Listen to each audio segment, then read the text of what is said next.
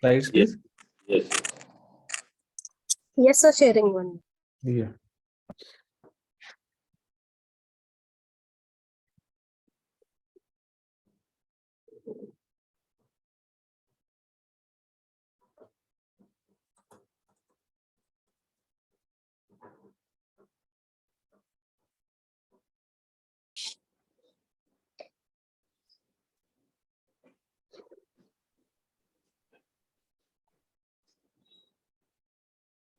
Slide is visible, sir? Yes, it is. So thank you everyone for joining. Welcome to 129th edition. A very important topic in current scenario. We have three stalwarts of medico-legal aspect who are psychiatrists, who are expert in the law also. Our speaker is Dr. Vinod Kulkarni. He has done various PILs. He is an active advocate also, in addition to being a very successful psychiatrist. And he has made his son to be a psychiatrist also. So his son is also a psychiatrist. So welcome, sir. So today's topic will be negligence in medical practice. Next slide, please.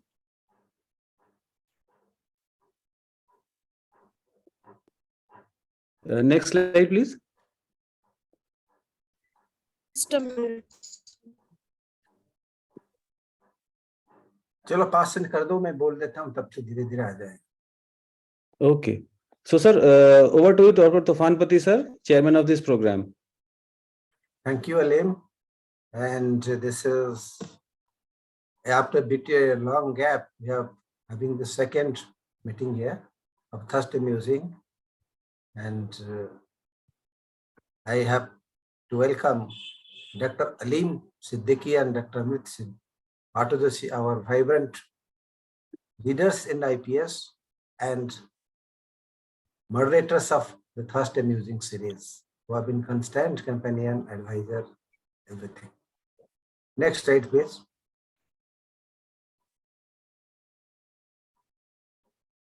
Next slide.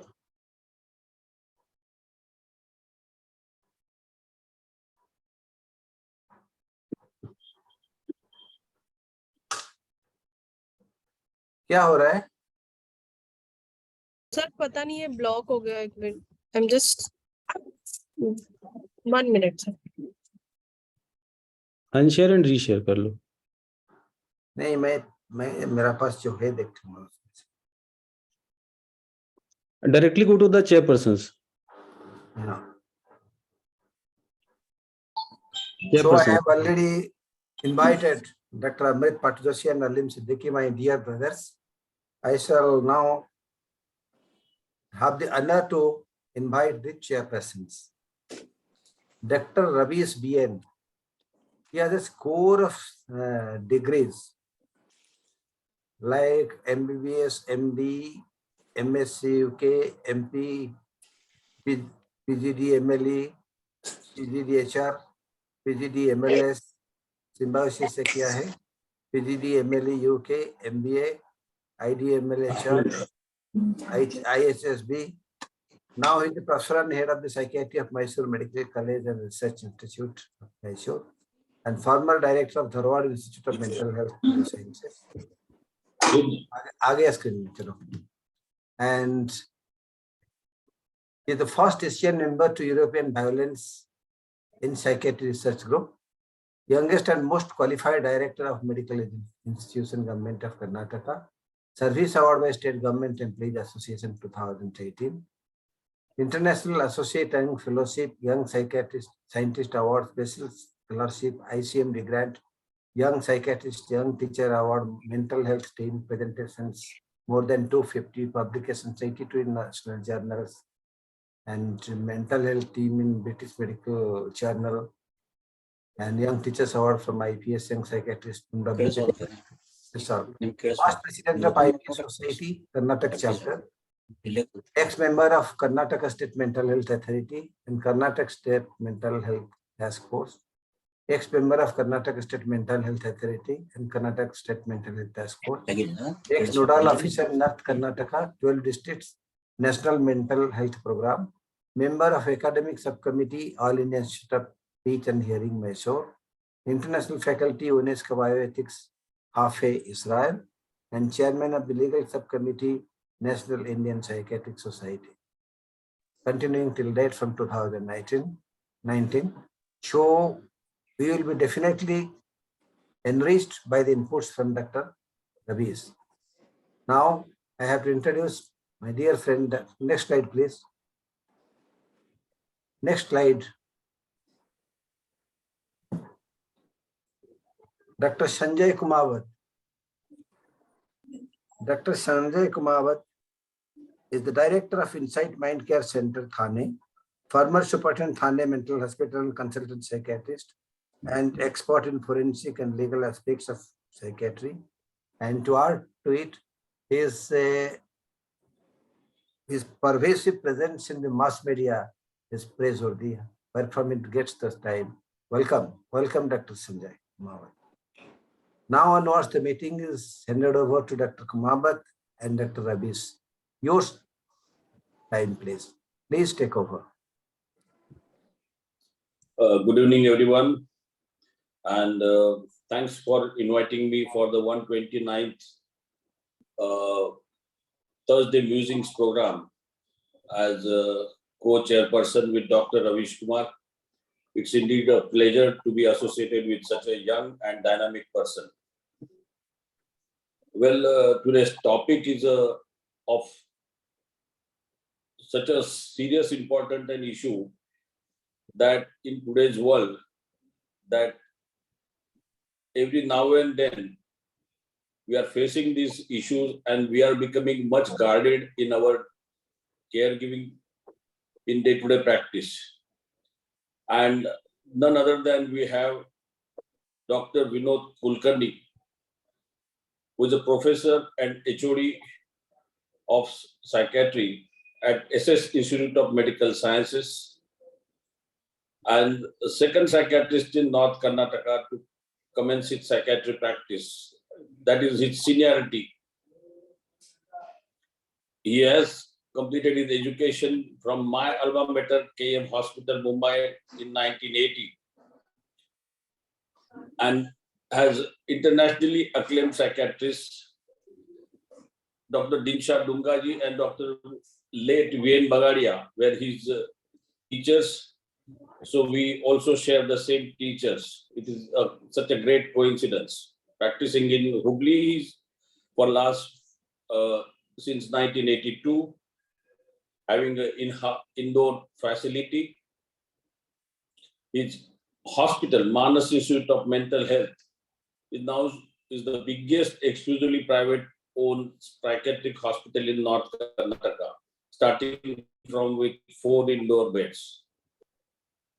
He is a prolific writer and has authored about 12 books.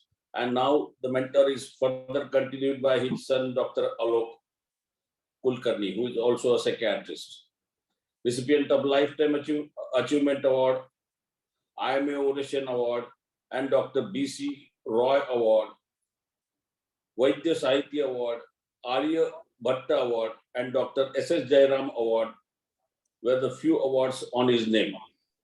So such a distinguished speaker we have for such a sensitive issue of medical negligence.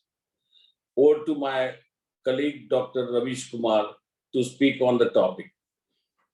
Good evening, everyone.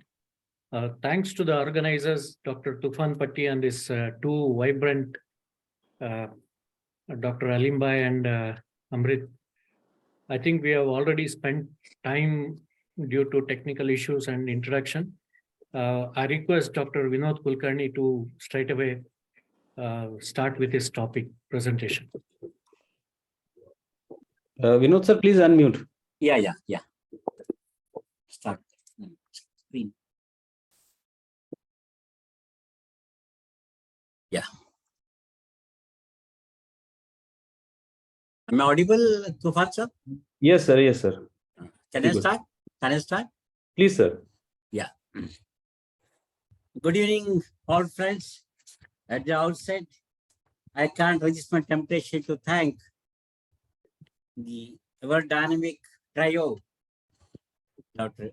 the handsome Dr. Alim Siddiqui sir from Lucknow, the dynamic and dashing, the person who gave us an excellent conference in Bhubaneswar recently. Perhaps it was Nabhuto na Bhavishyati, Dr. Tufan Patiji, and our dear friend, the young, once again, yet another dynamic dashing cycle, Dr. Amrit Saab. I must thank all three of you for having given me an opportunity to come and share few of my thoughts with you people. I also thank Dr. Kumar Sahib and Dr. Ravish for having given an excellent introduction of myself to the audience over here. I also welcome the esteemed audience who have come from far off, and I would like to not only share my thoughts with you people, but mark my words, perhaps in the discussion session, I'll be in a position to learn more also from you people. Alim bhai, is it clear? Am I speaking clearly? Yes, sir. Very well. Yeah. Can I go ahead? Sure, sir. Clearly and impressively. Please go on. Thank you, sir. Thank you. Thank you, sir. Today's topic, as Dr. Tofanji and Kumar have rightly pointed out, one of the very sensitive and important topics on medical negligence and law. I would like to let you people know about few important aspects. Bring it down. Bring it down. That why is not going down, coming down? Yeah. What I should do? I would like to tell you one of the important aspects, one of the important landmark judgments, which was delivered by the High Court of Kerala. This case law, I think all doctors must remember, so that when they want to, I don't wish that they are entangled in any disputes, but I want them to remember very important landmark judgment, Dr. T.T. Thomas versus Ellis and others, AIR 1987, Kerala, page 52. That's how the advocates keep on citing citations in the court of law. So in this, what did the judge say? They'll be surprised, they'll be amazed, they'll be astonished. I quote what the judge said: deterioration of standards in professional ethics is a dangerous trend. Its proliferation in the medical profession is more calamitous. The judges, the bench and the bar, unfortunately, have got, if I may say so, an erroneous impression that there is a deterioration of standards in medical profession also, due to some rising standards of case of medical negligence. See, there are black sheep in all the fields. Today, when I was sharing this slide of it's about this event to few of my friends, back came the reply from one of the friends. Kulkarni Sahab, aap baat kar rahe about medical negligence. Why don't you tell something in this esteemed seminar that there can be a judicial negligence, there can be a negligence of executive people also. I think it's not my domain, but I'll bring it to the notice of people over here who are the esteemed galaxy of audience who are gathered over here, that a day may come when citizens may question about the prudence, about the reasonableness of the bar and the bench and the executive people also. Yes, Lord Denning, I want to draw your attention to one of the statements. Lord Denning was one of the esteemed, very high-profile judicial members of the world, if I may say so. He was from England. Lord Denning said, I quote, in a professional man, an error of judgment is not negligence. This he quoted in the case of White House versus Jordan, very landmark judgment. We must, as doctors, try to learn these things, that an error of judgment, I might commit some mistakes, you may commit some mistakes, judgment may go wrong, but mark my words, it is not tantamount to negligence. The advocates, the counsels who are pleading for doctors, they must vehemently put forth these views before the bench, whether a district judge or consumer court or high court, that the doctor, my client, my petitioner, has had an error of judgment. My lord, is not negligence. This Lord Denning, incidentally, I must tell you one more important. He was a very sensible, very intelligent, very brilliant, and very sharp and compassionate, caring justice of London, of England. In one of the case laws, a father died, And before dying, he had made a will that after my death, all my estate, all my property should go to my daughter's children. Unfortunately, the person died. Of course, will comes into existence only post death of the individual. When he died, his daughter was left alone. Unfortunately, the daughter, despite her about 10 to 20 years of married life, she did not procreate at all. She had no children. What did she do? She adopted few children. And the opposite counsel kept on arguing that this lady has no children. Her father had made a will that the estate, the wealth should go only to her children.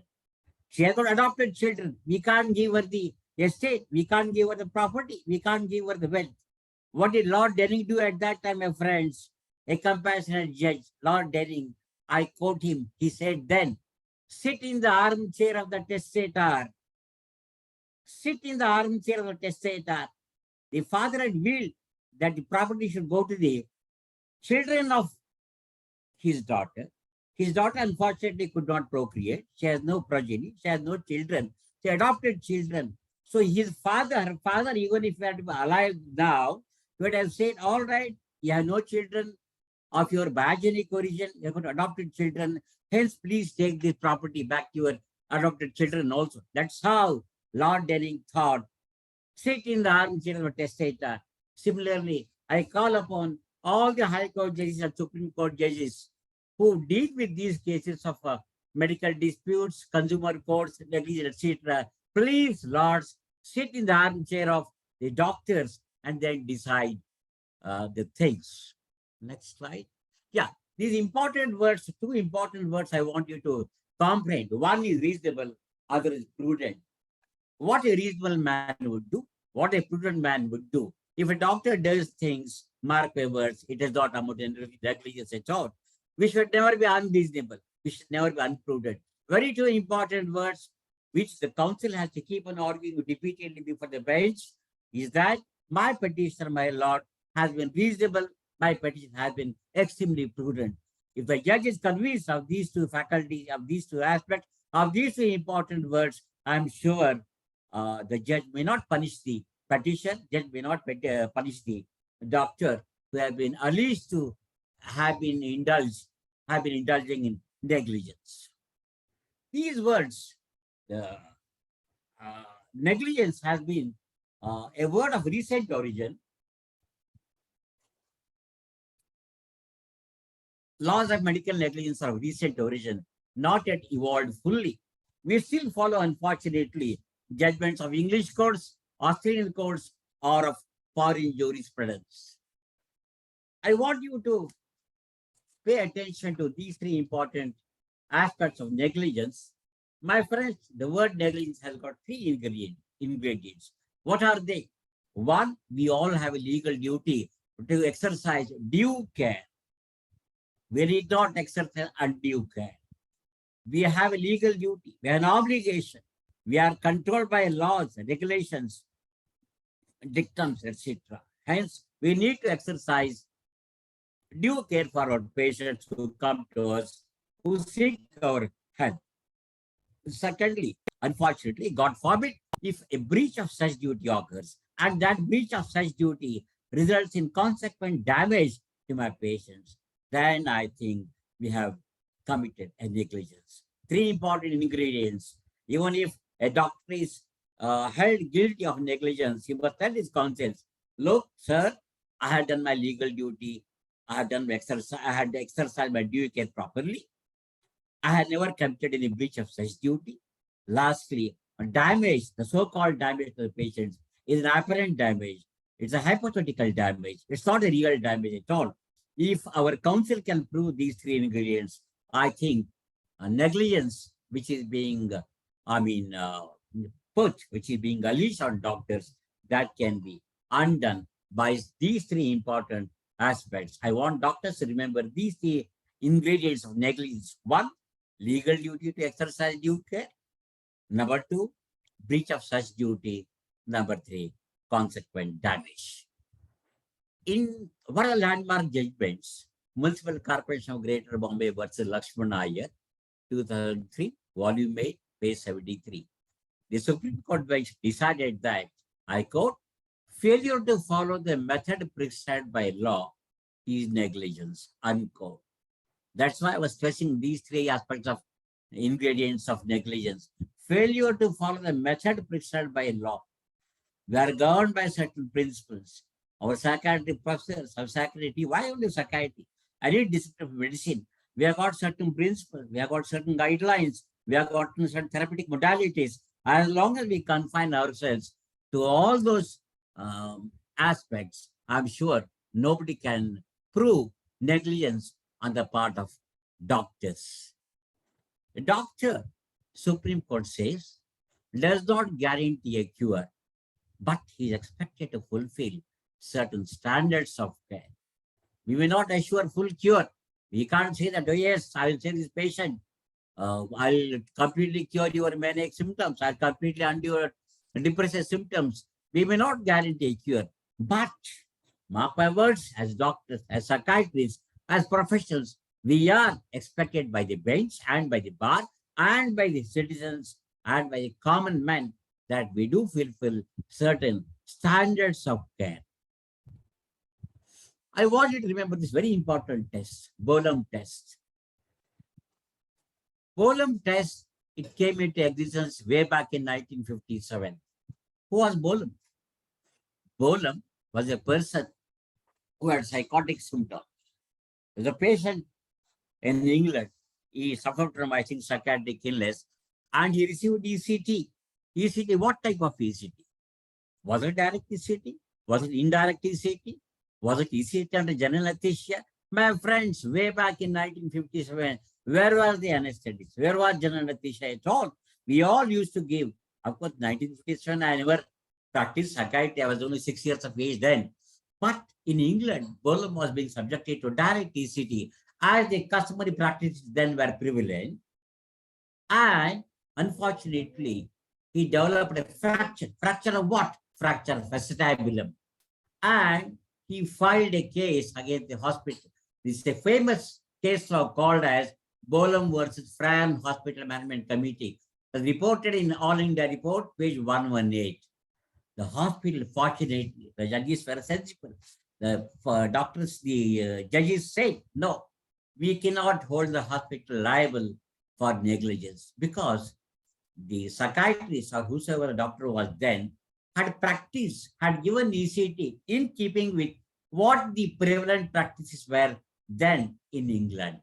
As long as we confine ourselves to the prevalent practices, as long as we confine ourselves to the things which our peer groups, which our friends, which our seniors, which our teachers, they practice, they profess, as long as we do that, I think we can't be held guilty of negligence. In Bolam test, it was held that, I quote, where you get a situation which involves the use of some special skill or competence, the test as to whether there has been negligence or not is not the test of the man on the top of the Clapham omnibus because he has not got that special skill. The test is the standard of the ordinary skilled man exercising and professing to have that special skill. A man, read this very, very cautiously and carefully. A man need not possess the highest expert skill. It is well established in law that it is sufficient if he exercises the ordinary skill of an ordinary competent man exercising that particular art. The word Clapham omnibus is a hypothetical word. It was coined by English judges way back about so many centuries ago. Even now in London, some Clapham omnibuses, they keep on plying. The meaning is that the person driving that omnibus is not a highly professionally skilled person, but he is an ordinary person, a hypothetical person. We expect the doctors to practice in such a way that an ordinary person of an ordinary skill would practice. We do not want doctors to be rank holders. We do not want that they should exercise extreme degree of caution, extreme degree of care. We do not want them to be researchers. We do not want them to therapeutic experts. Suffice it for us if the doctor in question does his professional work as an ordinary person with ordinary skill would do. Very important test, Bolam test. I want all of you to please kindly remember this.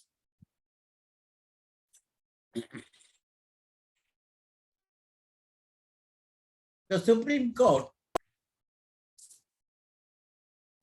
in this very important landmark judgment, Jacob Matthew versus State of Punjab, all doctors must remember this landmark statement and judgment also. Unfortunately, I see few counsels who are not of the High Court or the Supreme Court, but the persons who are working in trial court, unfortunately, are oblivious of many landmark judgments of Supreme Court when it comes to professional negligence of doctors. I want all of you to remember this. Jacob Matthew was the State of Punjab. The judgment was delivered in 2005, AIRSW 3685, AR 2005, SC 3180. What was the facts of the case? In this case, late Juvenile Sharma was admitted in CME Hospital, Ludhiana on 22/95. At what time? At about 11 p.m. in the night. What did he have? He had dyspnea. He had breathlessness. He had severe breathing difficulties. Unfortunately, when he came to the hospital, no doctor attended on him. Till what time? Oh God, till about 20 to 25 minutes, the doctor was left unattended too. Look at the negligence. Look at the negligence. I will tell you the judgment later. So, no doctor attending till about 20 to 25 minutes. When the patient comes to you with severe dyspnea, does it not amount to negligence? Then came Dr. Jacob Matthew and Dr. Alan Joseph after about half an hour. What did they do? They took a nearby oxygen cylinder and connected the oxygen to the patient's mouth. For how long? For quite a good length of time. What happened? Did the person have relief from dyspnea?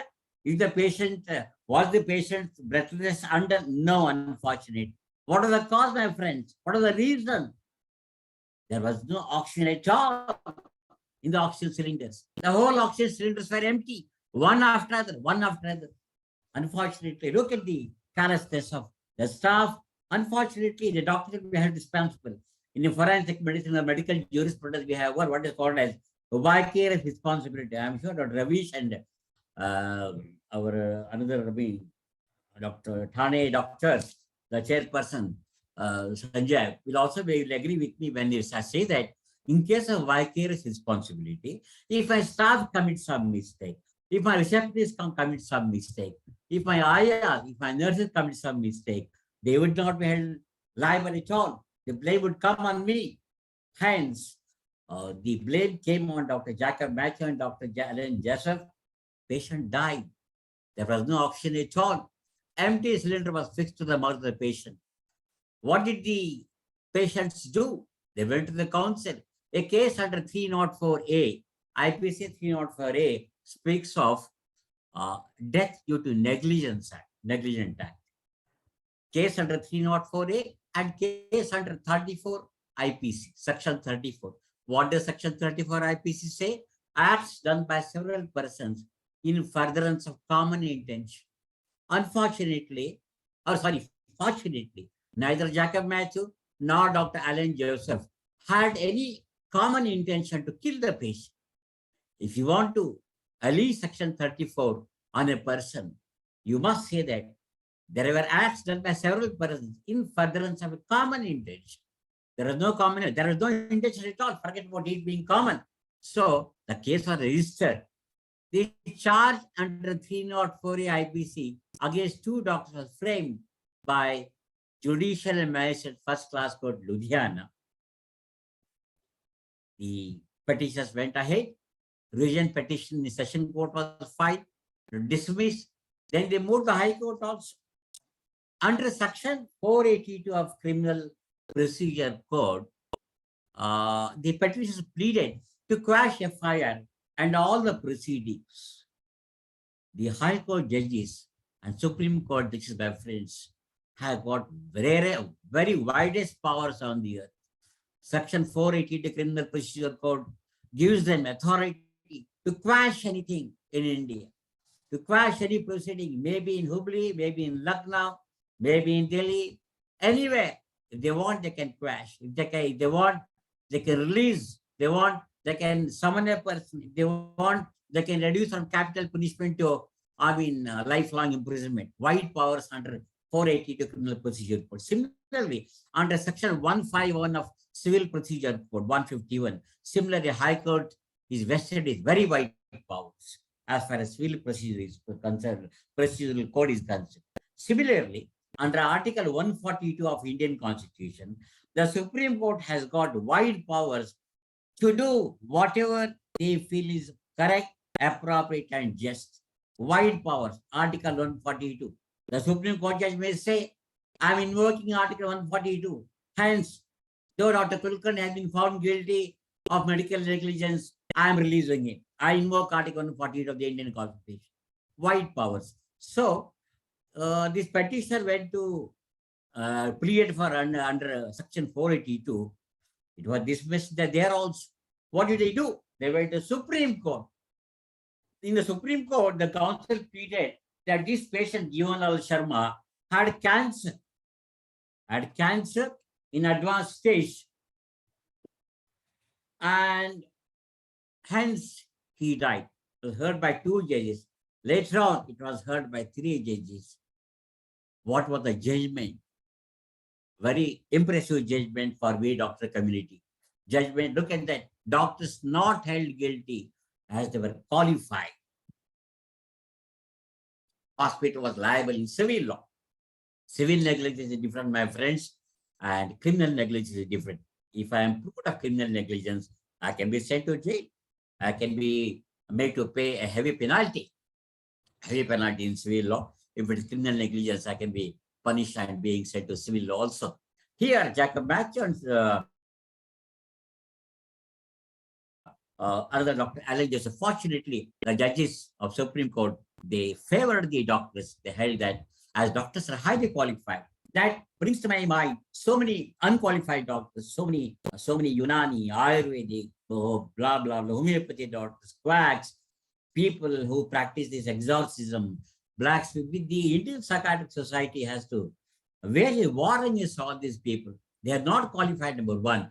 In the bargain, they are attacking the patient, they are spoiling the patients, they are making our patient to suffer perhaps for life, for good, and they are not the patients are not being given proper treatment at all.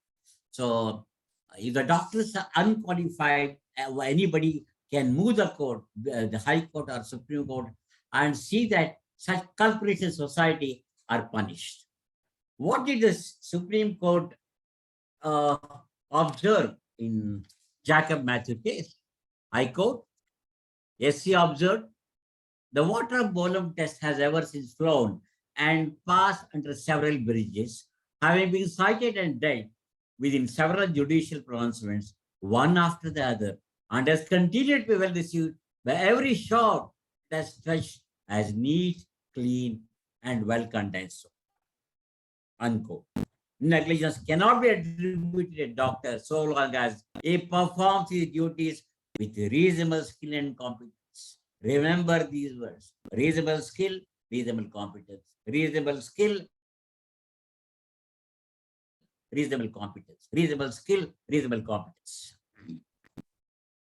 There are certain laws laid down by Supreme Court regarding medical negligence in Jacob Matthew case. Yeah, one more. I'll go back to the previous slide. It was judgment. It was held that merely because the doctor chooses one course, the course of action chosen by him was acceptable to the medical profession. We have our own idiosyncrasies, we have our own intelligence, we have our own decisions. I put the patient on one particular drug, the other psychiatrist puts on another particular drug. Am I audible, sir? Yes, sir, you are. Yeah. So just because I choose one particular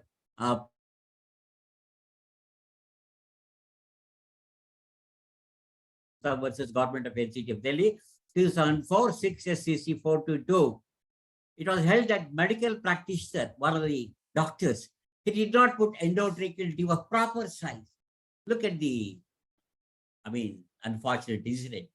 Perhaps he was an anesthetist. He put the endotracheal tube, but the petition, the patient relative, the patient's counsel argued that the endotracheal tube that the doctor put was not of proper size. The Supreme Court said, yes, it amounts to negligence, but will give some relief. It's only a civil negligence. It's not a criminal negligence. There are certain laws laid down by Supreme Court regarding medical negligence in Jacob Matthew case. I want you to remember these things. Number one, compliments for negligence, I keep on repeating, are duty, breach, and resulting in damage. We have we do legal duty to do something. We should not commit breach of duty. And if unfortunately we commit breach of duty, it should not result in damage. If all these things happen, God forbid, we are, being alleged to have committed negligence. Number two, negligence in medical profession calls for a treatment with a difference. If a doctor follows standard practice of that day, not negligent. For example, in Bolam test in 1957, the modified DCT was not prevalent. The doctor followed the practice which was prevalent then. Hence, he was released. He was not found guilty at all. If today I practice something, I do some medication, but after about say 1 year, if the science decides that this drug is banned, I should not have used now. Just because I use it now, and 1 year hence, it becomes something different, that doesn't mean I can be pleaded of being guilty. What is prevalent now? What is prevalent today? That we have to practice. Number three, standard care is to be judged in the light of knowledge available at the time of incident and not the date of trial. Trial might have come 2 years ago, and today's advances in science and in medicine, they will be different. As for today's claims, they might say that Dr. Kulkarni is wrong. He should not have used his medication about 3 years ago. But about 3 years ago, I was quite right, because the advancements had not occurred thus 3 years ago. This was in the classical case of Martin versus Muhammad Ishfaq. Remember its landmark judgment. Number four, equipment. If not available on that day, friends, we are not negligent. Number five, negligent if he did not possess the requisite skill or did not exercise the skill with reasonable competence. Number six, standard applied is ordinary competent person exercising ordinary skill.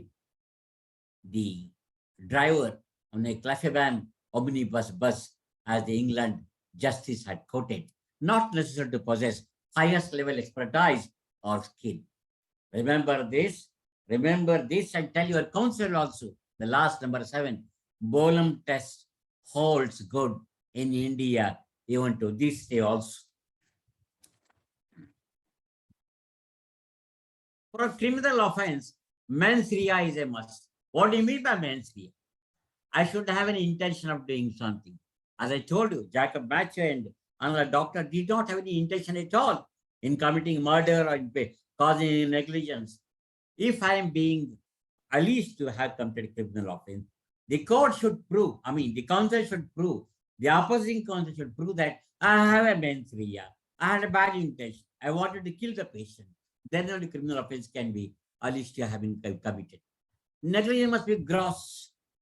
It's not unfortunately defined. What is gross is not defined in 304A of IPC. Prosecuting medical profession only if it does something or fails to do something which no medical professional in the ordinary senses and prudence would have done or failed to do. I am negligent if I do something which my colleagues won't do, or if I don't do something which my colleagues do. Hence, maintain good relations with peers and colleagues, because if I commit some mistake, unfortunately, if I am being dragged to the court may ask the board, the court may ask the professional colleagues. The professional colleagues may say, you know, Dr. Kulkarni was wrong. If some reply comes like this, I think we will be sued. Hence, it is very, very important that we maintain good relations with our peers and with our colleagues. Number 11, res ipsa loquita. What does it mean? It's a Latin phrase used very commonly in legal terms and legal courts. The thing speaks for itself. For example, if I do an ECG on a patient and the mouth pad which I put in the mouth while giving ECG, the small mouth pad, if I leave it in the mouth only, and after recovery, the mouth pad pulls a loose mobile tooth, and the tooth goes inside into the respiratory system, into the lungs. The patient has asphyxia, patient dies. That means I am guilty of res ipsa loquitur. The thing speaks for itself. Similarly, surgeons who leave the pad in the abdomen, the cotton in the abdomen, when they reopen, the cotton is found. Res ipsa loquitur. The thing speaks for itself that you have committed mistake. It is a limited application of criminal negligence. The case of Dr. Praful B. Desai, a very brilliant surgeon of Bombay. He was there when I was in Bombay in 1980 when I was doing my MD in psychiatry at King Hospital in Bombay. The director of Tata Hospital also, unfortunately, was dragged in one of the disputes. The cases of Dr. P.B. Desai versus State of Maharashtra. The judgment was that it was only a civil negligence and not criminal negligence. Kusum Sharma versus Batra Hospital Medical Research Center. Very important landmark judgment. What had happened to Kusum Sharma? She had edema, she had severe hypertension, she had generalized anasarca. And the surgeon operated and did adrenalectomy for Kusum Sharma. She died of pyogenic meningitis. The patient's relatives sued the doctor under Section 21 of Consumer Protection Act. And how much of amount was claimed? A whooping 45 lakhs was claimed by the relatives of the patient. Case was dismissed. No costs awarded. After this, the Supreme Court laid down certain laws, which is called as Kusum Sharma versus Batra Hospital. I quote these things. Number one, all the above as laid down in Jacob Matthew case. Supreme Court agreed to all the points of Jacob Matthew case. Number two, exercise reasonable degree of skill and knowledge. Not the very highest, nor a very low degree of care is important. Three, scope of genuine difference of opinion exists. Harp on this, my friends. Unfortunately, if your colleagues give a different opinion, you please quote Kusum Sharma versus Batra Hospital. My lord, scope of genuine difference of opinion exists. Number four, it would not be conducive to the efficiency of the medical profession if no doctor could administer medicine without a halter around his neck. Supreme Court judge has noted this very important point. Number five, it is our bounden duty and obligation of the civil society to ensure that the medical professions are not unnecessarily harassed or humiliated.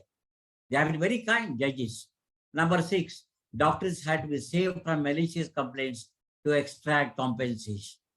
Doctors, I repeat, doctors had to be saved from malicious complaints to extract compensation. Such malicious complaints can occur. At that time, the doctor can be cross-examined. Now, recently, our Supreme Court judge, very brilliant judge from Karnataka High Court, Justice Abdul Nazir. He has recently been appointed the governor of Andhra Pradesh. Justice Nazir, he has told in one of the landmark judgments that in cross-examination, when a doctor is being cross-examined, remember these things, Nazir's statements. In cross-examination, we not only extract truth, but we expose falsehood. What a sentence. The art of cross-examination is not only to extract truth, but to expose falsehood. You must be cautious about that. Number seven, doctors are entitled to get protection if they do their duties with reasonable skill and competence. Number eight, the interest and welfare of the patients had to be paramount for medical professionals. Another landmark case, Paramanand Katara versus Union of India, 1989 for SCA 286. Who was Paramanand Katara? He was a human rights activist. He filed a writ petition in the Supreme Court after he read a newspaper report that a scooterist was being knocked down by a speeding car. He was a man interested in framing a lot of PILs. Doctors refused to attend and directed that the patient be taken to another hospital 20 kilometers away, as this hospital was authorized to, was not authorized to handle medical legal cases. The Supreme Court held in Parmanand Katara case that number 8, preservation of human life is of paramount importance. B, every doctor, mark it, every doctor, government or otherwise, has a professional obligation to do service for protecting life. Number C, effort to save the person should be top priority for legal profession, police, medical profession, and other citizens who happen to be connected to the matter. Words of caution for all of us. Dues for doctors. Number 1, mention your qualification, come training, come experience, come designation on the prescription. Number 2, date and timing of consultation, please mention. 3, age, sex, and weight of the patient, please mention. Always put your hand on the area which the patient says is painful. There are very many decisions wherein the petitioner has said that खाली बात करते हैं, देखते नहीं है, हमको देखते नहीं है, हमारा पेट दुखता था उसके ऊपर हम ये भी नहीं रखे, स्टेथोस्कोप भी नहीं रखे, etc. Especially we psychiatrists, we have the unfortunately tendency not to do any physical examination, though of course physical examination is very, very important in psychiatry. So always put your hand on the area which the patient says is painful. Apply stethoscope even if it is for cosmetic reasons. More science psychiatry, because I quote in a lighter way, psychiatry is like a lady in a swimming suit. Imagine a lady in a swimming suit. What you see is important, but what you don't see is vital. Psychiatry is like a bikini. It conceals much more than what it reveals. Hence the importance of doing a thorough physical examination, even if it is a psychiatric patient. Number 7, listen attentively, look carefully, ask questions intelligently. Number 7, the patient or attendant want re-examination, oblige. 8, face the patient, maintain eye contact, but do not stare. There have been cases where in High Court, the cases have been heard in High Court, the lady is saying that the doctor kept on staring at me. So do not stare at the patient, maintain proper eye contact. Don't interrupt consultation for non-urgent calls. Your tendency, when you are examining the patient, some call may come, but don't interrupt consultation for non-urgent calls. Call for review next day if examination is incomplete. Till final diagnosis mentions diagnosis under review, under evaluation. In complicated cases, write history of illness, physical findings, etc. on your prescription. If a patient or attendant refuse investigations, admission, record with a witness, very important. Record history of drug allergy. Write names of drugs clearly and legibly. Recently, in one of the high courts, the doctor was penalized for writing his a prescription for writing his notes, etc. very illegibly. Doctors are warned, if you don't write legibly your prescriptions, your history notes, you will be penalized. Write names of drugs clearly, legibly. Mention the precautions, example, food, rest, avoidance of certain drugs, allergens, alcohol, smoking, etc. if indicated. Mention the likely side effects and action to be taken. Drug reaction, refer dermatologist. There is a classical High Court or Supreme Court judgment wherein the doctor was sued because he did not refer the patient to a dermatologist. Non-reference may amount in negligence. When required, please do refer the patient to your consultants. Advise in writing pathological or radiological tests to be carried out at specified intervals. Example, carbamazepine, gold salt, methotrexate, immunosuppressants. Taper the medication when required. Don't abruptly stop. Employ qualified assistants for fear of vicarious responsibility. Always obtain a valid, legally valid consent. Informed persuasion is different from informed consent. Avoid paternalism. Hepatitis B and HIV test mandatory before surgery or ECT or blood transfusion. Always rule out pregnancy before doing X-ray of uterus. In all instances, swab cases and instrument cases, surgeon held liable for negligence. Hence, be careful. Surgeon's responsibility extends to post-operative care too. Hence, in the union psychiatric practice, our responsibility extends to post-CCT care also in the recovery room. If deaths occur, unfortunately, inform police. Insist on autopsy mandatory. Hospitals, there are certain hospitals who claim that we offer 24-hour service. Hospitals offering 24-hour service ensure availability of equipment in working order and competent staff within reasonable time mandate. Always seek proper legal advice before sending reply to the notice by patient or attendant or consumer court or civil court or criminal court. I can be contacted for any legal advice in the unlikely event of our colleagues developing any problems. You can send my SMS to mobile number 9844089068.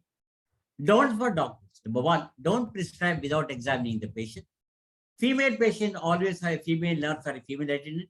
Don't insist on history in the presence of others. Don't smoke while examining.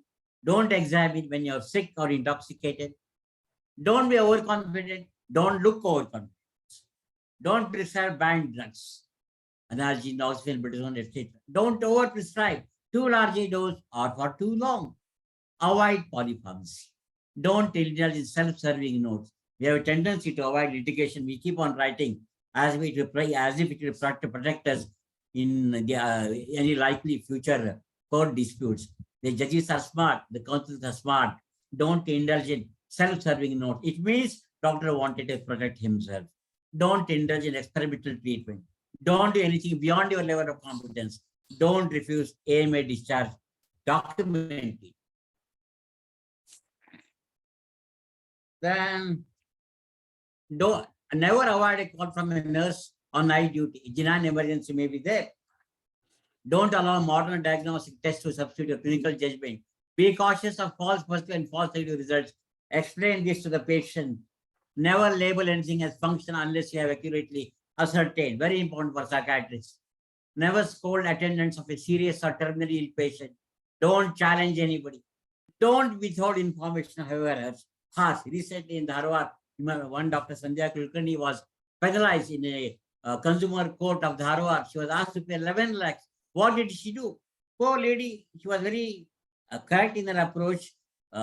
She did ultrasound in the 8th or 9th month of pregnancy. The person, the fetus had some anomalies in the limbs, etc. But she did not reveal it to the mother. After when the child was born, they sued this Dr. Sandhya Kulkarni. She had been asked to pay 11 lakhs as negligence. Don't withhold information, however harsh. Don't leave at the moment of death. Very important. I have certain 5 C's. I call them as 5 C's. I have not written in the slide. In any death when occurs, the first C is compassion. Second C is care. Third C is conversation. Fourth is cooperation. Fifth is catalyst. Act as a catalyst between the hospital authorities and doctors. Remember these things. I'm hurrying up the slide for want of time. Alif, can I speak for another 10-15 minutes? Yes, sir. Yes, sir. Sure, sir. You're doing good. 10 minutes, sir. 10 minutes? Okay. Okay. All right, I'll skip these slides. Preventive steps for litigation. Go to this. Preventive steps for litigation. Number one, the behavior of entire system. Your hospital, your receptionist, your junior staff, your cleaners, it's all important. That's why I always tell the receptionist should be very receptive. Always better to employ a decent, good-looking girl or a lady with a command on many languages. Because if the receptionist doesn't speak properly to the patient or relatives, they may get wild and they may try to sue the doctor in case of any alleged negligence. First impression of the hospital, first impression of the receptionist has to be extremely good. In that first impression, I think the fairer sex can do much better than we, the stronger sex. So behavior of entire is very important. Number two, proper documentation. Very important. Number three, preservation and supply of records. If records are being asked, we have the, we need to supply them with the records.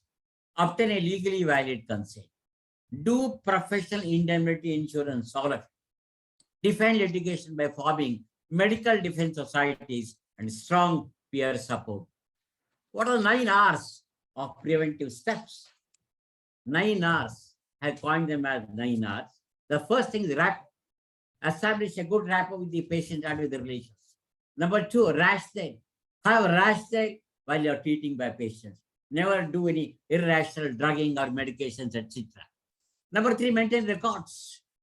Remarks of your receptionist, remarks of your staff, remarks of you yourself are very important. A casual remark, it might be detrimental, and the patient and the relatives, they may get offended and may try to sue you for negligence.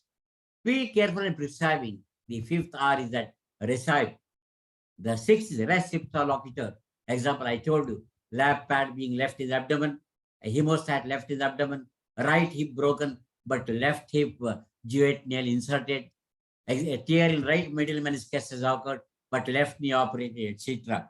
Similarly, when we keep on giving a large number of ECTs, I recollect, of course, in a lighter vein, when I was in KM Hospital, Bombay, way back between 77 and 1980, we used to have ECTs. How many? About 70 to 80 ECTs on one day. Sometimes it so happened that the patient's relative was being dragged. He kept on saying, my nayu, my patient, my dhiku. The what was it? Hey, tu aisa bolte rehta hai. Dragged the patient relative inside. Before applying ECT, someone recognized and the relative was sent back. So, this carelessness, of course, a few years ago, but 50 years ago, it was okay, but now we dare not indulge in this sort of carelessness and careless approach. The seventh R, respect. Respect for patient, respect for relatives. Results, inform possible outcome and treatment consequences. Risk, discuss with the patient and the relatives the risk involved. Case laws, consent. Consent by the patient for simple procedure may sometimes be implied, but it needs little emphasis that invasive treatments do require explicit consent. Similar in ECT, we do require explicit consent. The classic case for law was Sulochana Lab versus Dr. Mohan Gera, 2016-4. Number two, no consent necessary in case of accident and emergency. Consent taken from relatives was held to be valid by Supreme Court in this Ram Gopal Yadav versus Dr. Pushkar Anand, the classical judgment. Separate consent for ERCP procedure, it laid down the Supreme Court that for ERCP, separate consent needs to be taken. Criminal medical negligence, both actus rea and mens rea are required. Actus rea means the criminal action has got to be there. Mens rea means the intention has got to be there. Liability of anesthetic for negligence. It was one case wherein Dr. Umadevi versus Yashoda Hospital, the patient had jaundice, ERCP was a device, doctor gave propofol, unfortunately patient developed severe coma, the patient became brain dead, the anesthetist was held as liable of negligence. This I'll skip, this also I'll skip. Does error of judgment constitute negligence? No, as per Satyaprakash Pant versus Dr. P.N. Joshi. Remember these. You can quote these cases also in the unlikely event of we facing any disputes. Satyaprakash Pant versus Dr. P.N. Joshi. I did not commit any negligent act, but I had an error of judgment. General physician has to exercise higher degree of care than general practitioner. It was noted by the Supreme Court in the Dr. Baidina Chakrabarti versus Chandri Bhattacharya. Failure to provide ambulance. Mark this pamphlet. It was held to be negligent. There are certain hospitals which claim we offer 24-hour emergencies. In this case of General Hospital versus Sher Singh, patient of myocardial infarction died. Why did he die? He was being sent in a private vehicle. The patient's relative sued the doctor and the hospital. Absence of ambulance was held to be negligent. Poor doctors, they sent the private vehicle to another hospital. But because there was no ambulance, it was held as negligence. Rupees 3 less compensation was awarded. Remember this eggshell skull rule also. What does it mean? The liability exists for damage stemming from aggravation of prior injuries or condition, as in Unyal versus Narsingum. What do you mean by it? Supposing I treat a patient of depression, severe intense depression, patient of suicidal ideations, I give ECT. After about 6 ECTs, patient has recovered from depression. His depression has been undone, mode is lifted. But now, God forbid, he develops a manic episode. Aggravation of prior injury. Damage is occurring because of aggravation of prior injury. Still, you are being held liable for negligence. Eggshell versus skull rule. Medical records, very, very important, as in this Prakash Bhandari case, held that without medical records or cogent evidence, oral submissions or affidavits carry very little value. Poor records mean poor defense. No records mean no defense. How long medical records need to be maintained? For about 3 years. Railway passenger requiring medical aid. You must remember that if any patient develops any problem in the railway, during journey, etc., a doctor is cautioned. If doctor is available, is alerted. If a doctor is not there, it's the dictum that the train staff has to be alerted and they have to halt. They have to stop the train at the next station. In one of these landmark cases of Union of India versus Suma, the TT did not stop the train. It was held as negligence. Death of passenger on board. Awarded rupees 1 lakh compensation. TT, train guards, drivers to stop at the next station if passenger is in need of urgent medical help. Well, 45 minutes are over. Should I continue or should I stop? So we can have another session, sir. All right. All right. The only few important aspects I will do for attendance, all right, we'll have some other rights of patients, legal. In psychiatry, in one of the case laws, the patient was put on close-up in sizopine. Only 2 Indian case laws I will tell. There are not much Indian case laws as far as psychiatry is concerned. Here, the petitioner, the patient related alleged that because of clozapine, the patient had problems. But the judge noticed that regular WBC count monitoring was done, and it was done for 1 week continuously. Hence, the doctor was not held guilty. This is a drug reaction of clozapine and leukopenia, etc. Another lithium check. One of the medical students, this case was Sandeep Agarwal versus Modern Medical Institute 2005. Here, the person was put on lithium. The person developed cerebral degeneration. Treatment for depression. OP doctor not recording history of patient while writing prescription. Not advising relevant tests prior to starting lithium therapy. Not issuing advice and warning regarding lithium in writing, either on prescription or otherwise. And not properly monitoring serum lithium level for a long period of 6 months, where it should have been done at least at intervals of 2 to 3 months, without taking the precautions. Administration of heavy dose of lithium in combination with carbamazepine, leading to lithium toxicity, resulting in cerebral degeneration of a bright young medical student, rendering him 100% handicapped. It was held as gross negligence, rupees 5 lakhs as compensation was awarded. Remember last slide, injury. The word injury denotes any harm whatever illegally caused to any person in body, in mind, in reputation or property. If the patient's reputation also is being jeopardized, you can be sued, you can put a court. What does the word life mean? The word life denotes the life of a human being, unless the contrary appears from the context. Death, the word death denotes the death of a human being, unless the contrary appears from the context. We have to be very cautious in legal terminologies. Good faith. Nothing said to be done, believed to be in, which is done or believed without due care and attention. Without due care and attention, very important. You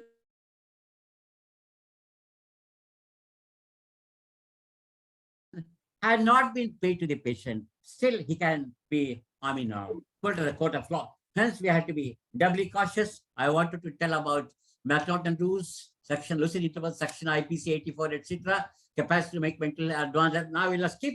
Can have some other directive. Suffice it would for me if I can say that I have covered in a nutshell 3 important aspects of medical negligence, do's for doctors, don'ts for doctors, important case laws, etc. Before I conclude, I thank all the participants who have joined in this particular webinar. I can't resist my temptation once again to thank the trio of these Thursday musical hearings. I told Dr. Alimbhai that I'm not very tech savvy. He told, don't bother Dr. Kulkarni Sahib. It's already about since 150th episode, something like that. So for the last 2-3 years, we have been doing it. We are experts in this. Don't you worry at all. With his assurance, I agreed to speak. Thanks a lot, Dr. Alim Bhai, Dr. Patan, Tufan Pati Sahib, and Dr. Amrit Sahib, Dr. Ravi Sahib, and Dr. Kunal Sahib. Thanks a lot. Thanks all participants also for having given me a nice patient hearing. Thank you all. I conclude. Over back to the moderators. Thank you so much, sir. Thank you so much for wonderful sessions. Many congratulations already in the chat box. So if you can stop the share, we can go to the chairpersons for their opening remarks. Stop. Thank you. Stop the share. Thanks. How do you stop? Okay. Thank Stop you, sharing. Dr. VG, How to sir. stop sharing? Yeah. Have I stopped now? Yes, sir. Have I Yes. stopped sharing? I'm not tech savvy like Ali, but thank you. Thank you, VG, sir, for your excellent presentation, which was very thought-provoking. You gave 9 hours, forgetting the 10th hour. That's Ravish. No. What I meant to say is, get a second opinion. That's one of the preventive steps. Now, I want to add something in the sense, due to paucity of time, you have covered quite a lot. There was criticism for Bolam test because it was excessively depending on the opinion from the peers. And nowadays, everybody is well informed. Okay, media is strong. So when you have a peer opinion from the petitioner, and when you have a peer opinion from the respondent, what will the position of the court will be? Then the question of Bolito case came. So Patrick Bolito, in that case, when the peer opinion was contrary, so the court, what did they do? The judge had to be just like a judge, not leaning towards one particular professional opinion. So there was a risk analysis versus Logic. logical analysis. Logical analysis. So even in India, the Kerala State Commission, in the case of Shanta versus Cosmopolitan Hospital, it said that the risk of probability has to be always taken into calculation while dealing with medical negligence. I think this was something which I wanted to tell. Also, when it comes to negligence, there are different levels of negligence. In Poonam Verma versus Ashwin Patel, 1997. So there is active negligence, there is passive negligence, there is contributory negligence, concurrent negligence, continued negligence, and then hazardous negligence, civil and criminal negligence. So, of course, you have given do's and don'ts, but one need to understand, as psychiatrists, we are very bogged out with regard to MHCA 2017. But primarily, we are all doctors. And as you rightly brought out the case of clozapine and then lithium. So we are covered by all the laws related to medical jurisprudence. This is what I wanted to emphasize. Thank you. Thank you so much, sir. Kumar, sir. If the listeners have any questions, please either put up in the chat box or they can directly raise their hands, and then so that we can definitely discuss it. It was an excellent, presentation. Well, as rightly said by Dr. Ravish, MHCA is there, and Dr. Vinod also in his talk mentioned that there are many acts and rules and procedures also have come up over the years. The purpose is absolutely the same, that is safeguarding the rights of people or our patients, and of course, at the same time, protecting the doctors also. As far as the do's are concerned, I think one more thing, Dr. Kulkarni Sahib, you should add to your list, and that is about going for indemnity, both individually and for the hospital. I did mention about that, I think. I don't know whether I skipped the slide. Pardon my Possibly, yeah. skipping. Yeah. Thirdly, what is important is everything is about negligence comes from our ethics and our malpractice. As you rightly said, the front desk, the communication skill starts from there itself and percolates down to we medicals. Sometimes because of the workload, there may be our communication skills deteriorate. We may sometimes go harsh on our patients. Sometimes our ego comes out, and that spoils the case. That vengeance that's carried by the patient and the caregivers, that rebounds in form of a case like this. So what is important is the ethics and the soft skill training, particularly in the undergraduate days to begin our career, is very important. And that should be emphasized. Many of the institutes do have started this, the communication skills, and this should be included in the profession also. I strongly feel that the judiciary is always proactive in this particular matter. Sir, I think the new NMC guidelines with the CBME, competence-based medical education, has communication skills, attitude, and then ethics as a foundation course. We are in the 4th year. I think most of the teachers will be aware about it. We have Savita ma'am's question, VG sir. If a patient confesses to a criminal act committed by him during treatment, will non-disclosure of such information to police or law constitute negligence? Savita ma'am's question. Ma'am is here also. Yeah. Madam, you need to inform. You have the onerous responsibility. You need to inform the police that he committed this sort of a mistake. Because supposing you want to consult Ram Jethmalani and say that I want to commit a murder, will you plead for me? It's a wrong thing. It's an illegal thing. Jethmalani, though he may plead for you, but he can't say that, yeah, you go and plead, then I'll plead for you. It cannot happen like that. Similarly, if the patient during interrogation reveals that he was a culprit in one of the criminal cases, I think you need to inform to the police that he, with due permission from the patient and from the relatives also. In the unlikely case of you not informing the police, and somehow police coming to know about this, and they might say that, doctor, it was told to you, why you not reveal this to us at all? I think the Mental Health Care Act is so many rules and regulations are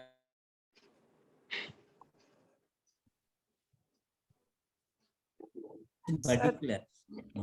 Sir, in this case, I don't think the patient or the relatives will give you consent to inform the police.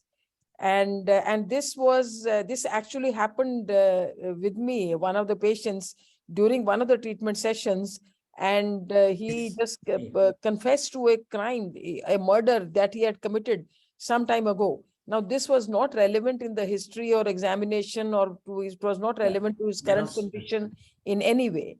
And so I was in dilemma. I didn't know, that whether I should go and just on my own take the initiative and go and inform police, or say that he says he committed this. Now, this whether this is a correct information or incorrect information, he's telling the truth or not. There's no means for me to investigate or any such thing. I'm just simply kind of raising this issue in such a situation. What becomes our responsibility or duty as to should we inform or should we not inform, and what should be done? I think because I have no way of saying or proving even that this is what he's saying is truth. You can say that only. I have no way of proving it. But whatever the patient has confessed in us, I think it is my duty to inform you, hence I'm informing you. You can tell to the police like that it may be true, it may be false, but whatever he has revealed, it's my view. Ravish wants something. Yeah, ma'am. Here comes the doctor's responsibility.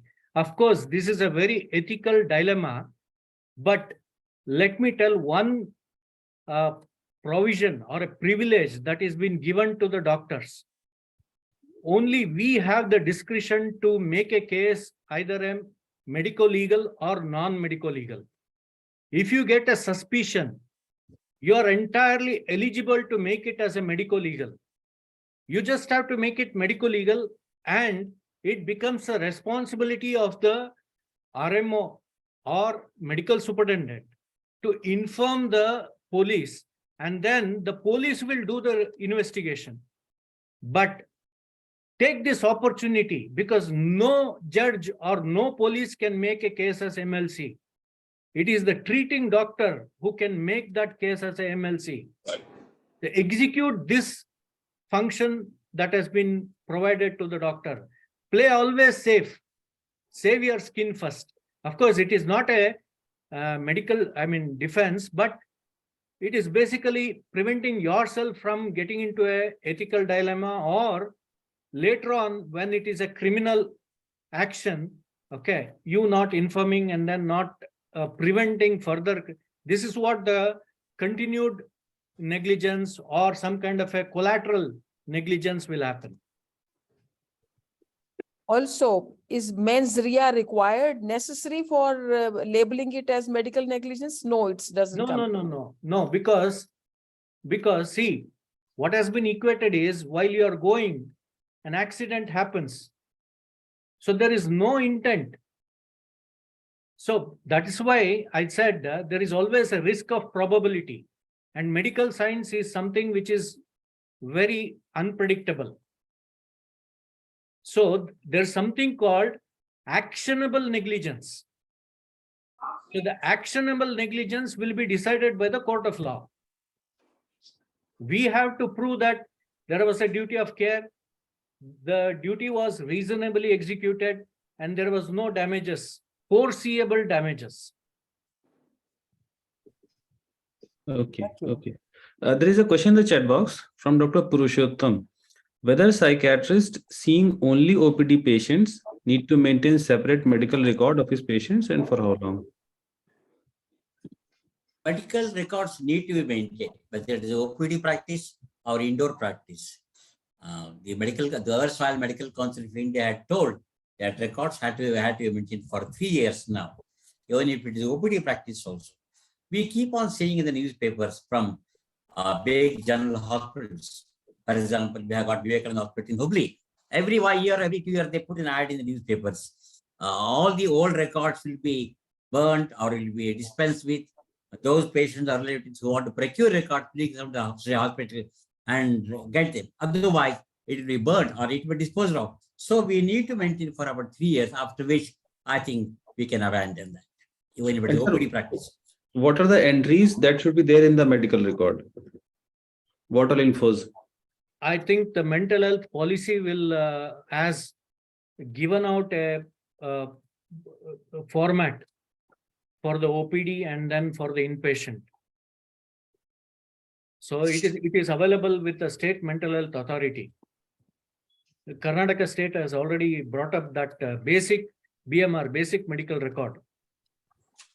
It's a very long one, unfortunately, very tedious one, very difficult to bring it into practice, especially for a busy psychiatrist who has got huge OPD of say 50 to 70 patients per day. I would like to have a comment on Savita ma'am's question. Please, sir. We are bound by our commitment to confidentiality, which in MHCA is registered in section 23. But section 23 E, D, E, F, and G tell clearly that release of information is necessary to protect any other person from harm or violence. If a patient comes and tells, I am going to kill my wife, you cannot consent. we are not to test its validity. If the one has to pass on this message, only such information that is necessary to protect against the harm identified shall be released. Release only such information as is necessary to prevent threat to life. If someone is coming, I am going to commit suicide, we cannot withhold it. Because if he is within our purview to be restrained by our suicide help, it is okay. But if it's not there, then it has to be informed to appropriate authority in the vicinity in addition to taking steps for the suicide prevention, of which Dr. Amrit is the expertise here. And release of information upon an order by consent, so most important, release of information in the interest of public safety and security. There the individual's confidentiality is passed over by release of information in the interest of public safety and security, section 23G, mental health care. It's very clear. Sir, yes. The question is, confidentiality is not absolute. There are Yes. reasons where you can break the confidentiality.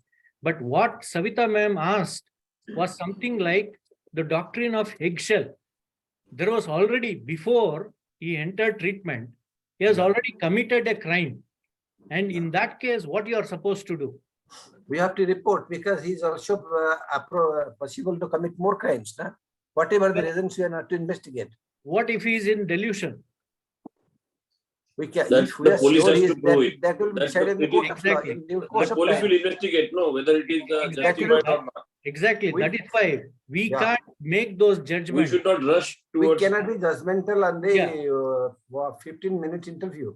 Yes. So, And if it was delusional, giving him all protection of gunning down his brother, he will get to live. We will go for our records about his illness. This release of information sections tell you have to only release that information that is dangerous, not everything else. Savita ma'am can.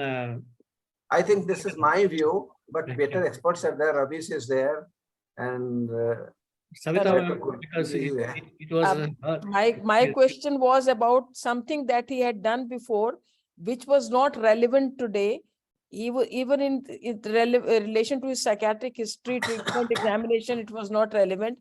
So it was a matter of fact, a piece of information shared, and there was no threat or danger of his now becoming committing any other or repeating the criminal act in the future.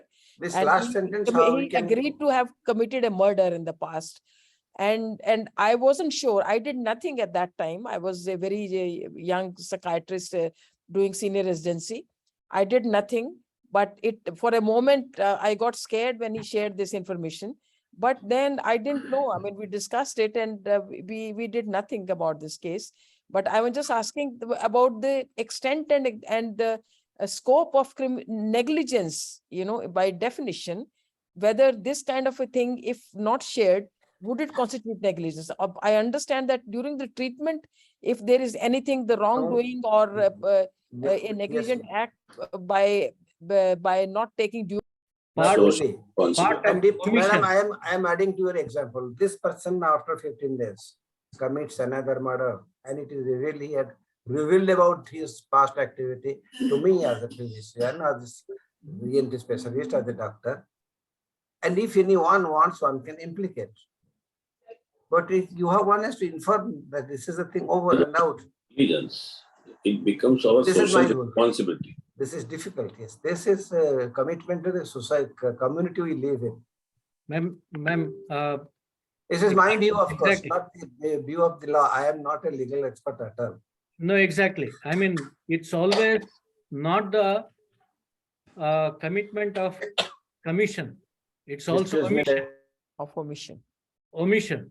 So another thing is, what I learned is you are an SR. So you work under a unit chief. Yeah. And your job would be to inform the unit chief. Right. And the unit chief would have the discretion to make it MLC. I am urging all my colleagues, please exercise this extraordinary power that is given to the doctors alone. Hello. And as Dr. Tufan Patti was telling, in future, suppose if he commits another crime, then during the investigation, it comes to the fact that it was not informed. So definitely. So I think as Yes, that is correct. As per in institutional practice, it has to be transferred with comment to the Yes. boss. yes, But when you are doing alone, it has to be your pick. yeah, of course, it has to be made a medical legal. I mean, that's what as a legal expert I would suggest all the doctor friends. Yeah. This is my general conviction because being in mental institute, I must have dealt with medical legal.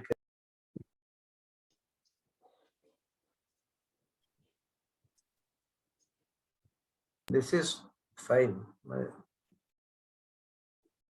It is difficult because it entails danger. It entails emotional issues, but No, because judgment again, sitting on a chair does not care for all this. no, as Dr. VG sir was mentioning, it becomes a vicarious liability. It becomes a responsibility of the unit chief and then the head of the department and then the medical superintendent when it comes to the institution. I think there are quite a plenty of questions that have been raised since Dr. VG sir has difficulty to see the questions. I will read. Okay, I think we have discussed this. Does disclosing something which patient tells you if you disclose to even police can breach of confidentiality? I think breach of confidentiality can be done in certain exceptions. Sir, if a soldier has had psychosis on any origin, what is the risk of giving him a fitness certificate since he is predisposed by way of his illness to decompensate in future? Should there be a time frame till the time the certificate is valid? Yes. The patient the soldier was treated by us. He had a psychotic episode. Now he's completely fine and fit, but the illness has a tendency for recurrence. Play safe and give the certificate. Is an MBBS doctor expected to diagnose a patient as having psychiatric disorder? Of course, yes. Very important question. As an MBBS doctor, we are supposed to be knowing something of everything. The MBBS doctor need not pinpoint and say he has got mania, has got schizophrenia, has got dementia. Suffice it could for him if he can say that he has a psychiatric problem. I need to refer the patient to the required the consultant or specialist. Non-reference may amount to negligence. Yeah, someone mentions Taurus of 1 and 2 that we need to inform. Another question is, when a husband brings wife with history of psychosis, which he noticed after marriage, and wife family is not there to give any history, what if husband later uses the diagnosis of psychosis for divorce? Kindly guide how to handle this case. Of course, this is related Under to MHA. marriage law. This is not related to medical negligence. It comes under MHCA, and that the past history of mental illness has no relevance when it comes to the current life. Even the current history of mental illness and current treatment also has nothing to do as a merit for divorce, etc. So the matter will go definitely as per if it is the religious law, particularly if it's a Hindu law, Hindu marriage law, then it will be on the merit of Hindu marriage law, because it was prevalent before the Mental Health Care Act 2017 came. In this particular case, even if the information was concealed, still the past treatment and past mental illness has nothing to do with the current thing. Nothing can be done. We have some hands raised. Dr. Sankanal, sir, kindly unmute and ask your question, sir. Yeah, before Dr. Sankanal can raise, one important point I would like to stress about this marriage and divorce. Very, very common point which we keep on noticing in professional practice. I'm sure it is so with all the psychiatrists also throughout India. The person had a psychiatric illness, now she's absolutely fine, but shows some tantrums post-marriage. And the relatives and the husband, they try to put a plea to the in the family court, etc., pleading for a divorce. So insanity can be a ground for divorce, but it all depends on how the council argues, either for divorce or against divorce. Unfortunately, the laws are as far as MSc is concerned, even the councils are not very clear cut. They are not in a position to comprehend MSc very, very fully. MSc, pardon my saying, so it has got its own loopholes, it's got its own fallacies. I must tell you at this juncture that section 94 of MSCA, which says in an emergency treatment, you can give any treatment. Next, they say nobody can give electroconvulsive treatment. I had filed a PIL in the High Court of Karnataka about this loophole of MSCA. Justice Satish Sharma, who was then the acting Chief Justice of Karnataka, now he has got to Delhi High Court Chief Justice. He appreciates me a lot. He kept on addressing me, Dr. Saab, you're right, but we are not experts. Then he told me, implead demands as a respondent. I impleaded demands, but still, unfortunately, the things are not working. The case is not still. I put one more memo and then so like that, lot of loophole, lot of fallacy, lot of mistakes. The framers of MSCA, pardon me saying so, have committed a lot of mistakes, lot of blunders, if you can say so. So it's marriage and insanity plea. It is very, very common for the professional, psychiatrists who profess this particular profession. It all depends on the counsel, how you please. Thank you. Over back to Ravish. Thank you, VG sir. I think the organizers can take the note that we can have marriage and mental health law. I think we should stick on to medical negligence. Dr. Sankanal, please. Sir, ಬಹಳ ವ್ಯಾಸಂಗಪೂರ್ಣವಾದ ಔಚಿತ್ಯಪೂರ್ಣವಾದಂತ I think English. This is outside of Karnataka, sir. So, okay. Please. With reference to Dr. Sabita's question, there is nothing on earth non-medical. Everything is a medico-legal only. Non-medico-legal is not a word found under the sun. Everything is medico-legal. Second thing, if a person has committed a murder and he reveals it to anybody, whether he is a psychiatrist or a public or a police or a private person, it is the bounden duty of the person to inform the next legal authorities to take further actions. You cannot you cannot suppress the fact. Otherwise, you will be booked under accused number 1 for suppressing the facts and evidences. For that reason, whether you are a senior resident or junior resident, it is your bounden duty to submit in writing to your superiors and a copy to the police. As a citizen of India, if above the age of 18 years, you cannot take the blemish excuse that I am working under somebody, my professor was not there, he was on leave, he has gone to foreign, nothing doing. He or she has to inform the police for further taking up the action for committing. If he has the murderer, if he has undergone the punishment and except from the court, then it is okay. If he has released from the court, it's okay. Teacher, you need not inform anybody. If just he gives the relevant information, even in the bars, under the influence of alcohol, the murderers will just while chit-chatting, they tell the facts. That is enough for the bystander table persons to inform the police. Otherwise, they will be booked under accused number one for suppressing the facts. This is my version, sir. Please. And Dr. Vinod Kulkarni has given an exemplary oration on this subject. With his all efforts, he has quoted more than 250 references of High Court, Supreme Court, as well as the subsidiary courts also. Really, hats off to him and to the organizers. Thank you. Please consider my point. You cannot just inform your professor and keep it like that. Everything should be in writing. And that written copy should be submitted to the police. Let the police investigating officer, whether he takes action or leaves it, it is up to him. Under acknowledgement, you have to take the copy. And you have to preserve for it at least minimum 25 years. I received a copy after 25 years of the case and attended the court because I was having the information. Thank you, sir. Carry on. Thank you, sir. Thank you, Dr. Sankanal. Exactly. The point is, when it becomes a medical legal case, the document has to be preserved until the case is resolved. Okay, we have Dr. Vijay Gaikwad. Kindly unmute and ask your question, sir. All the way from UK. Oh, okay. Thank you for the, Welcome. Welcome. it was a very nice talk.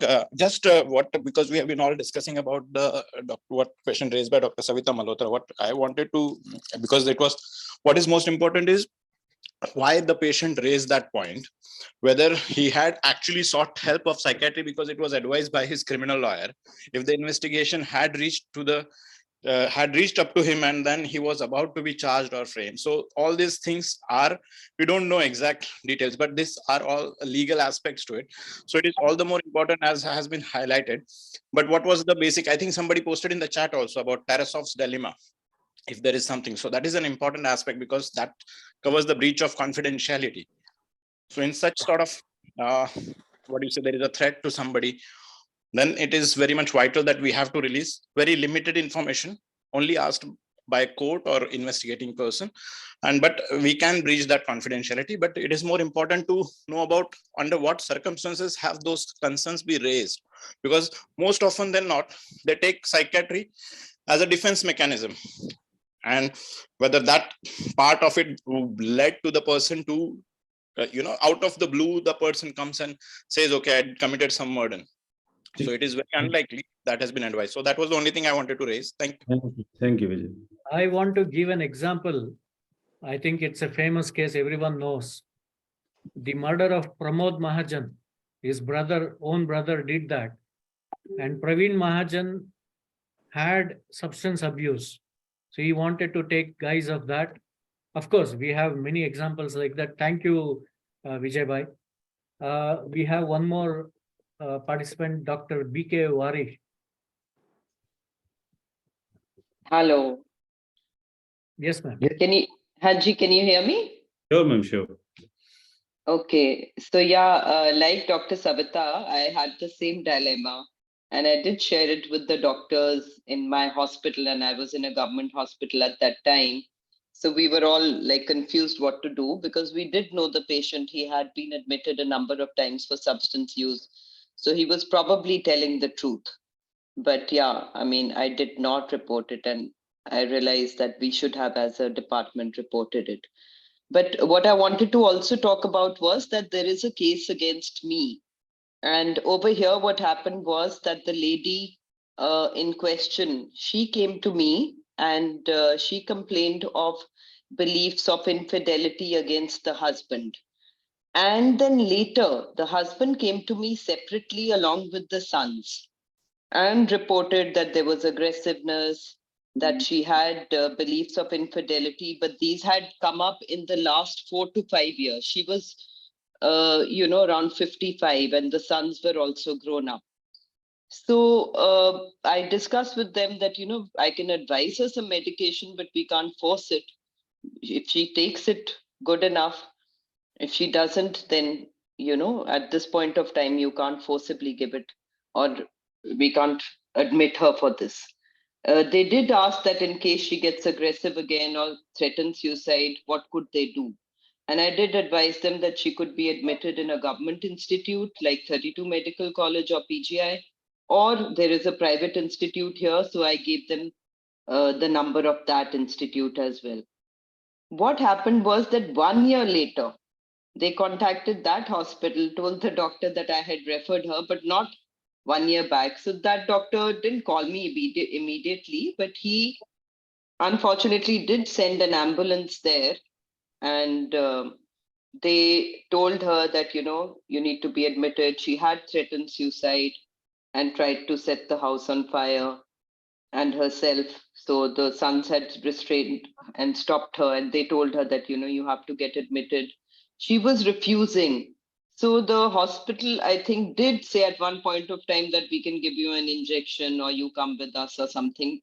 So they did not give her the injection. She did come to the hospital. So then I did not see her on the day of admission, but I saw her the next day. And then I did continue to see her. she was not willing for treatment. We discussed with her that because she had threatened suicide, that was the reason she was admitted, and she was advised medication. She refused injections but agreed to take oral tablets. In the meantime, the son and the husbands, they came for the first 2-3 days and then they stopped coming to the hospital. We advised them, called them that you could take her to a government hospital, but they did not come. And then some other relatives appeared. Then her sister called me from the US and threatened me. And I told her very politely that, you can send someone or come to the hospital, we can talk about it. So the relatives came and they asked to take her. Since the husband and other people were not coming, we discharged her and she left with them. So after that, she filed a case of criminal conspiracy to kill her. So, I mean, if she filed a case of medical negligence was still another point. So, she filed a case that it's still going on, but no one's called me yet, that I was in a criminal conspiracy with the husband to kill her.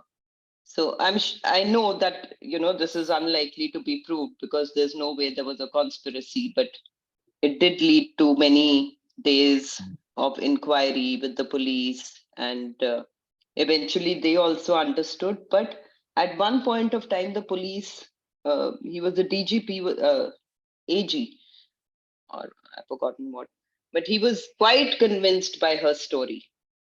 Because as you know, sometimes people can be quite convincing. They can give a lot of details. And he was like, that the husband must be up to something. That is why this is happening. Anyway, I maintained my thing that, we never forcibly admitted her. She had threatened suicide. And she agreed to take the medication that was given to her. When the relatives came and asked for discharge and she said she did not have suicidal thoughts, she was discharged. She was referred by us to the government hospital as well, but the relatives didn't come. Over here, however, what did happen was that 1 or 2 doctors did write medicine for her without seeing her. When the husband went to a government hospital, someone wrote the medicine without seeing the patient. So over here, there are these other additional factors which kind of show that the husband and sons were also not like playing in the true light. So I think in psychiatry, we all need to be very careful, admit a patient only when there are, clear-cut suicidal thoughts or ideation or some bizarre hallucinations where we can prove an illness, because in delusional disorder or depression with psychotic features, sometimes the line is very vague. Madam, you're feeling that the patient tried to allege criminal conspiracy on you. That itself was a delusion on her part. She had a delusion that you're conspiring. That itself is a delusion. So over here, I'm quite all right because I know, there's no criminal conspiracy proved. I mean, it's very difficult to prove something like that. So I know that, such things ultimately depend upon the intelligence of the counsel who either pleads for you or who pleads against you. It's all a twist of words, play of words, and of course, proper inference has to be done also. Legal brilliance has also got to be there. But I think the counsels can either make or mar a particular client. Thank you. Yes. Over here, I think I also had a little bad experience with the medical board, which was in a hospital, not in Chandigarh, but a government hospital in Punjab.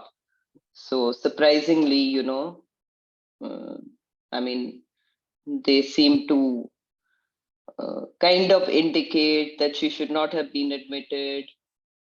I do agree that she should not have been told that, and no one should have sent a team to her house. That is what I'm trying to emphasize here. The hospital should have just told the husband and the sons that you bring the patient. Hospitals should not be sending teams home to admit them. This is what also happened in the Delhi case, and this can be held against us, doctors. I think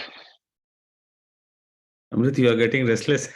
I am restless. I'm not getting restless. Yeah. बहुत लंबा हो गया. Okay. नहीं Audience are key. We can have a lot of episodes. We can continue. We can wind जब up. तक Arvind. audience है Yeah, we तो should. लंबा नहीं है. But ये बात नहीं, है. what I meant was कि हम hospital ambulance घर नहीं भेज सकते to pick up a patient. Sure. I Point think But if the police tell us to pick up, if they go to the police station, police people request us to send an ambulance, we can always send an ambulance. Ambulance is emergency. Anybody can call up for an ambulance. ambulance. As long as we Ambulance, don't but pick up if the- people, as long as we Yeah. don't pick them up, ambulance But is if the- ambulance can be given to anybody. Somebody is violent, somebody is नहीं, bleeding, नहीं, somebody is ambulance can be, but hospital ambulance can always go. No, over here they sent their staff. They sent the nurse and the psychologist. And so, there it becomes little this thing that the hospital doctor could be held responsible for trying to forcibly admit a patient. What I do is I normally call the police. And I tell them that you have to take the person to the hospital.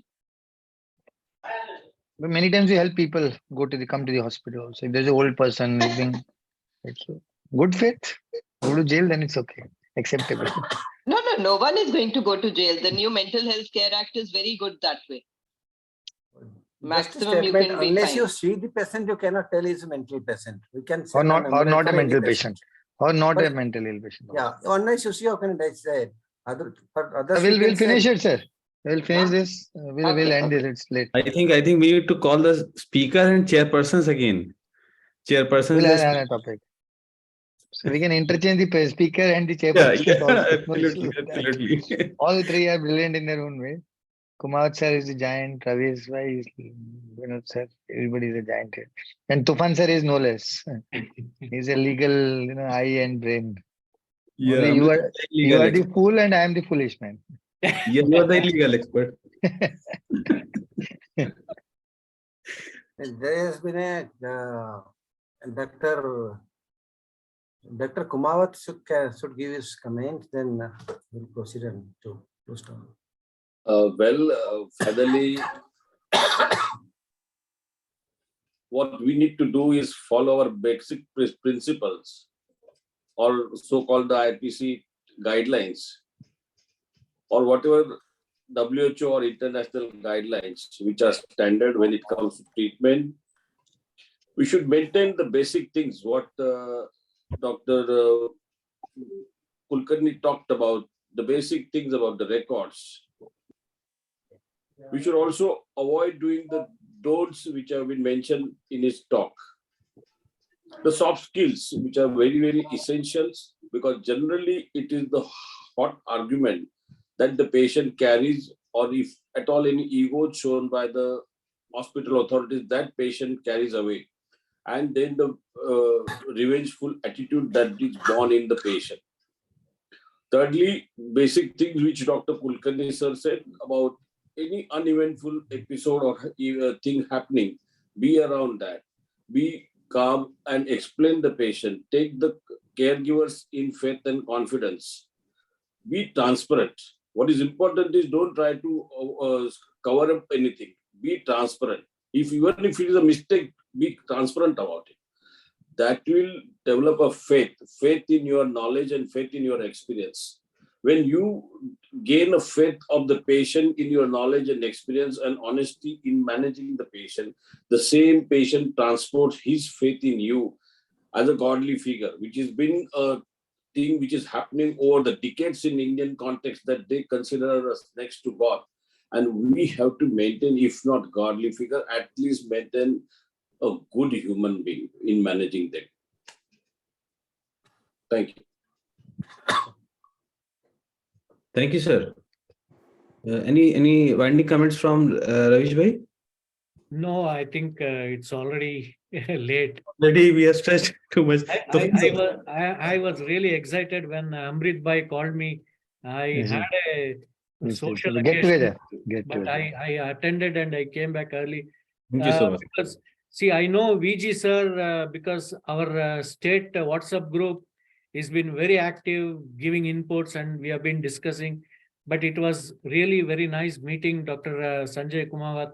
And of course, coming back to Thursday Musings has always been wonderful. thanks for the opportunity, and we will discuss about these kind of topics in the coming Sure, days. sir. Thank you. Sure, sir. Thank you so much, sir.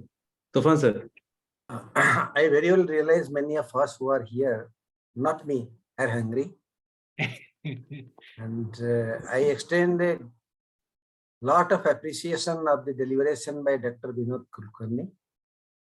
With a bottom line, it is inexhaustive and nothing more, so many more things are to be discussed. Yes. And we may invite a topic on this, as Amrit told, by changing, but having this faculties over here soon. One must, those who are, this negligence medical officers deal with many acts: Consumer Protection Act, Mental Health Care Act, Persons with Disability Act, Transportation of Human Organ Acts, so many acts. It will be around 12-13 acts are there in which can come around us, come around neck. So one has to be tactful. Basic thing is proper recording. Proper and truthful recording is the basic thing, but anything comes. Whether the person was competent to donate the organ, whether that consent was taken from a competent person. I have seen those cases also. So many things come up. We'll deal all these things, another 1 or 2 sessions. We look forward to that. Thanks, everybody. Now over to Amrit. Thank you so much, sir. Vote of thanks. Sir, I'll give the official vote of thanks. First of all, let me thank Dr. Vinod, sir, for a wonderfully simplified, legal things are very, very difficult, but you made it very simple. Do's and don'ts are so important, because at the end of the day, we need to take a carry-home message. Cases and all are good, but what you take home from the cases is much more important. And the simpler it is, the easier it is to implement. And sir, I and Alim were discussing the same thing. Thank you, Kumar, sir. He again had some activity. He had to go somewhere, but he told, if it's a legal thing, I will come anyway, Amrit. Same with Ravish Bhai. Ravish Bhai had a get together of his batchmates.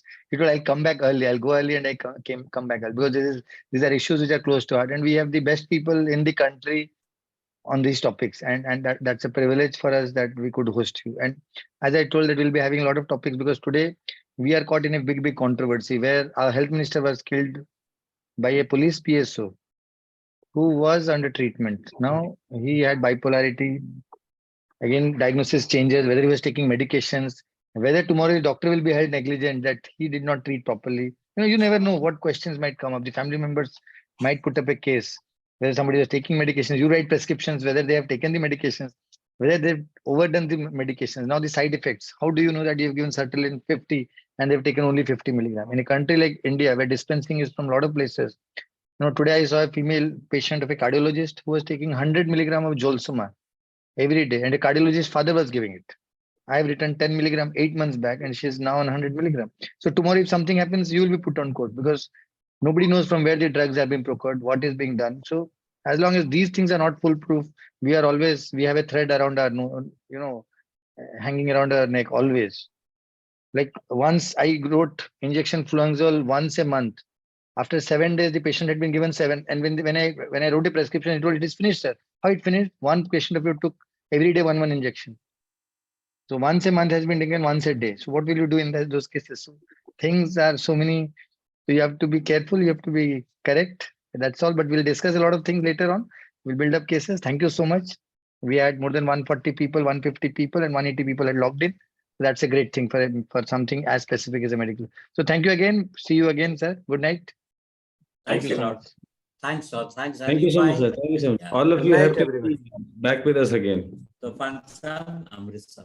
Ravish, now you can have your dinner. Yes, sir. Yes, sir. Thank you. Thank you so much, sir. Thank you. Kumar sir. Thanks, Ravish. Thanks, all. Hemant sir could not include your query because of we have overshot the time too much. So I think, sir, we need to call people again. Vinod sir, thank you so much. Thank you. Wonderful presentation. Really wonderful. Thank you, Alim bhai. Thanks a lot. Thanks for calling. Thank you. Closing the meeting with the permission now. Yes.